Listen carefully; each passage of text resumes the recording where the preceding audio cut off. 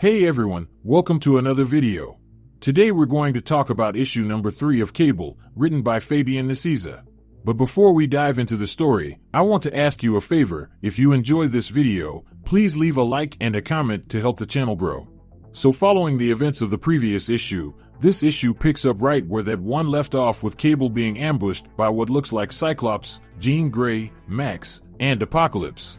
Now during this battle, it was clear to Nate that these imitations were not the real thing, but just because they weren't the real deal didn't mean they weren't a threat. So as Nate just nearly avoided an optic blast, the false Jean tells Nate that they just want to help him. Now this statement was especially troubling to Nate for several reasons, but chief among them was that they were saying exactly what he wanted to hear, which was that he could not trust the older version of himself. So while all that is going on, the older Cable couldn't help but to notice the younger Nate was hesitating while fighting. Now just to remind you, on the previous issue, the false Magneto tossed the older Cable into a hole. Now fast forward to this issue, the older Cable is doing all he can to get out of it and rejoin the fight. And speaking of the battle, the Black Womb is saying all she could to convince Nate that these imposters are the real thing, by saying things like, they are here because they see what the future could be. And do he really want to spend the rest of his long life fighting for a cause that he cannot win? Because she continues to ask if mutants and humans really have to fight for centuries when the solution is unity. So as the dialogue continued, Nate tried all he could to stay one step ahead of the numerous threats. So with blaster shots flying everywhere, Nate managed to pick up on something that was vital for his survival, and that was the imposter was flaking apart, which means they are all temporary clones. Now this means, no matter how hard Amanda Mueller tried, she couldn't get the Matrix to create a stable clone of a mutant. And because they were unstable clones, the good news was that the more the clones use their powers, the faster they'll burn out. Which is exactly what we see play out, as the clones' bodies start to break down and decay. So while that is happening, we get yet another dialogue from the older Cable, and it goes as follows. In the seconds after his techno-organic mesh realigns with his internal cybernetics, Cable is at his most vulnerable, but at the same time, he is also at his most powerful. So powerful, in fact, he could use his telekinesis and turn the temp clones into dust.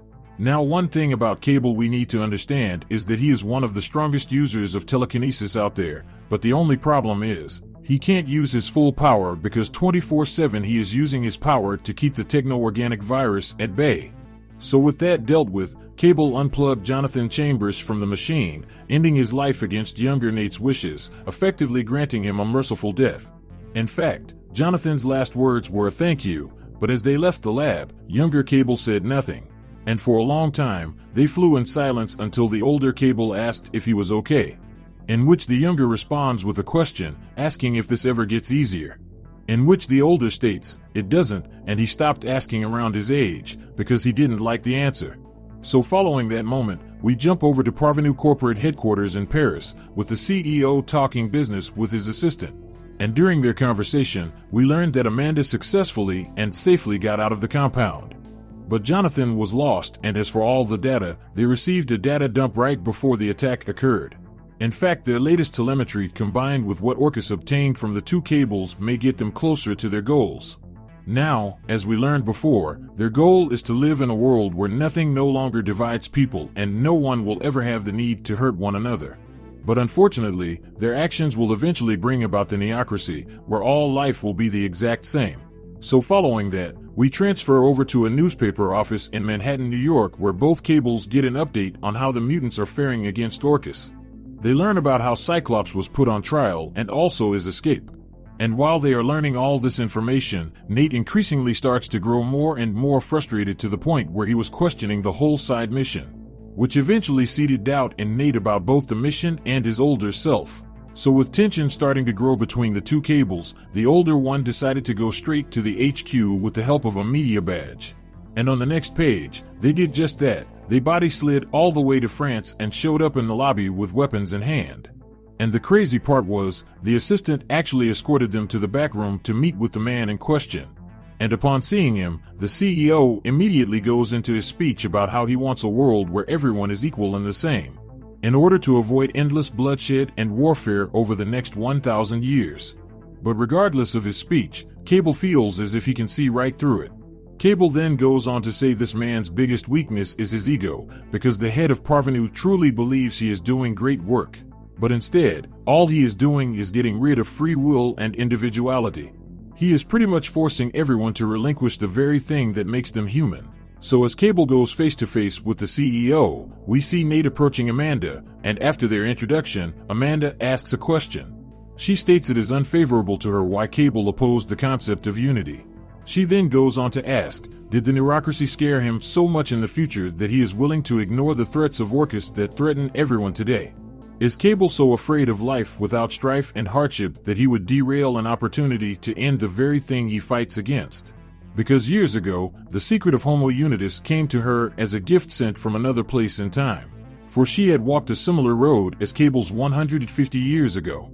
And in her earliest attempt to birth a child failed, which led her to make a Faustian deal with Sinister, who would entangle her life for decades to come. Her original intentions were noble, though she won't pretend she didn't become worse than the worst of them all. Over time, she became obsessed with controlling the very fabric of human life. So she surrounded herself with the most brilliant minds of every generation. She was at Alamogordo with the parents of the children of the atom, where it became obvious to her that the human race was doomed to inevitable genetic warfare. For Homo sapiens, the obvious becomes inevitable and fear grows about anything that is different, which eventually becomes anger at their own facility, the refusal to accept their obsolescence. For she has predicted tomorrow from yesterday, and Cable has seen yesterday from tomorrow, so they both are fighting to prevent the same thing. So if Cable kills her, then he is killing his own dream. So with that said, her words began to hit home as young Nate confronted his older self by saying, what if we stop in the Neocracy today and then take out Orcus tomorrow? And then what? Move on to the next war and the one after that? What if Parvenu can prevent all that from happening? Now this was not what the older Cable wanted to hear, for he told Nate he is letting hope blind him to what he should plainly see. Now older Cable completely understands where Nate is coming from, because he was young once, and if he was still young then, he would want to believe in Parvenu. So to drive his point home, he asks Amanda how many, and to which she responds that she doesn't remember, for she lost count around thousands. Because they both saw the labs where they created non-sentient life forms. They both saw what she did to Jonathan and heard about the thousands of others just for her to get where they are now. So how many more for her and Parvenu to get to where they want to go? Now, this is where Nate fires back by saying that Cable has no room to talk considering all the people he killed. But see, Cable doubles down by saying that people they killed were always casualties of war, but people like Parvenu use their ego to sell an illusion, conning people with the opportunity of seeing their dreams come true. But what they don't show those people are the bodies that they'll have to step over along the way to get there. So with frustration consuming Cable's body, he lets out a psychic attack that destroys the machine attached to Amanda. Now this attack immediately causes Amanda to go into code red. Because Cable's plan was always to stop the Neocracy at this stage of the development, and eliminating their access to Amanda Mueller will do just that. So with that said, Nate fires back by saying, what about Parvenu and his assistant? Is he also planning on killing them as well? So as the assistant fights to save Amanda's life, the CEO in anger turns to the two Cables and states that nothing would ever be enough for him because he is broken and terrified of failing. So as a result, he is unable to believe anyone can succeed. So ultimately the real question is, has Nate lost hope too?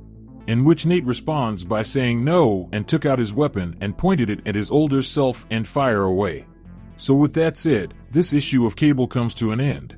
Now with that out there, if you want to stay in the loop about any individual storyline, then how about you hop over to the playlist section down below or in the link cards above to get all caught up on the X-Men runs.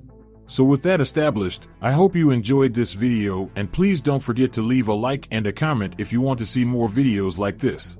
Thank you for watching, and I'll see you in the next review.